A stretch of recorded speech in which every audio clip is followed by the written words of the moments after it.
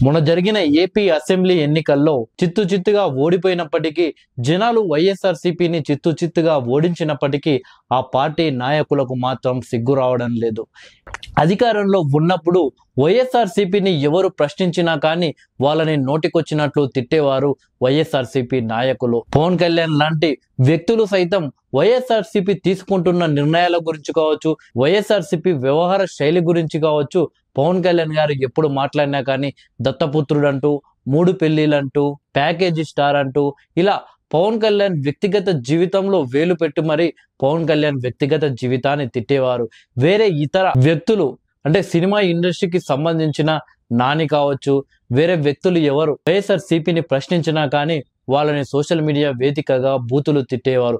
అప్పుడు social media వేదికగా ఎన్నిసార్లు వైఎస్ఆర్సీపీకి చెప్పినా కానీ అలా తిట్టకూడదు, ఎందుకు తిడుతున్నారు, క్వశ్చన్ అడిగితే ఆన్సర్ ఇవ్వండి, అంతేకాని ప్రశ్నించిన ప్రతి ఒక్కరిని నోటికొచ్చినట్లు తిట్టడం ఏమాత్రం కరెక్ట్ కాదు, ప్రభుత్వ వ్యవహార శైలి కరెక్ట్ గా లేదు, పద్ధతిగా మాట్లాడడం నేర్చుకోండి అని చెప్పినా కానీ వైఎస్ఆర్సీపీ నాయకులు చెవులోకి ఎక్కించుకోలేదు. తీరా చూస్తే అసెంబ్లీ ఎన్నికల్లో వైఎస్ఆర్సీపీ ఘోరంగా ఓడిపోవడం జరిగింది. అయితే తాజాగా రామోజీరావు గారు మరణించడంతో ఆయనకు సంస్మరణ సభ ఏర్పాటు చేసింది ఆంధ్రప్రదేశ్ రాష్ట్ర ప్రభుత్వం. ఈ యొక్క కార్యక్రమంలో ముఖ్యమంత్రి చంద్రబాబు నాయుడు గారు, ఉప ముఖ్యమంత్రి పవన్ కళ్యాణ్ గారు, అలాగే మంత్రులు లోకేష్ గారు, మరితర నాయకులు, సెలబ్రిటీలు పాల్గొనడం జరిగింది. అయితే ఈ సందర్భంగా ఆస్కార్ అవార్డు గ్రహీత అయిన ప్రముఖ సంగీత దర్శకుడు కీరవాణి గారు మాట్లాడుతూ సంచలన వ్యాఖ్యలు చేశారు. రామోజీరావుని భీష్ముడితో పోల్చడం జరిగింది. అయితే దీంతో వైఎస్ఆర్సీపీ నాయకులు నోటికొచ్చినట్లు సోషల్ మీడియా వేదికగా కీరవాణిపై రెచ్చిపోతున్నారు.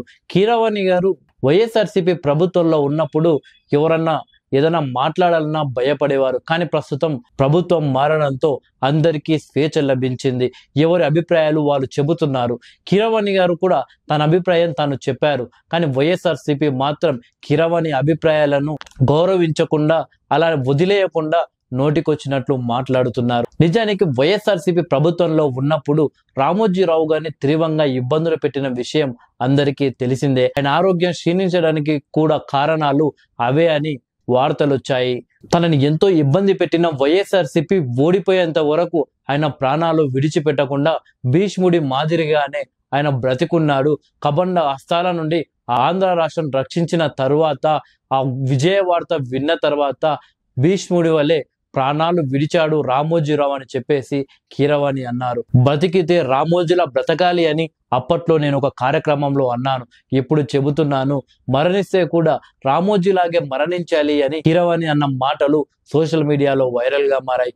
దీంతో ఒక్కసారిగా కీరవాణిపై దాడి చేస్తున్నారు వైఎస్ఆర్సీపీ కార్యకర్తలు. కీరవాణి గారు తన అభిప్రాయం తను చెప్పారు. ఆయన లైవ్ లో చూశాడు రామోజీరావు ఇలాంటి ఇబ్బందులు ఎదుర్కొన్నాడు గత ప్రభుత్వంలో. దాన్ని దృష్టిలో పెట్టుకొని ఆయన అభిప్రాయం ఆయన చెప్పాడు.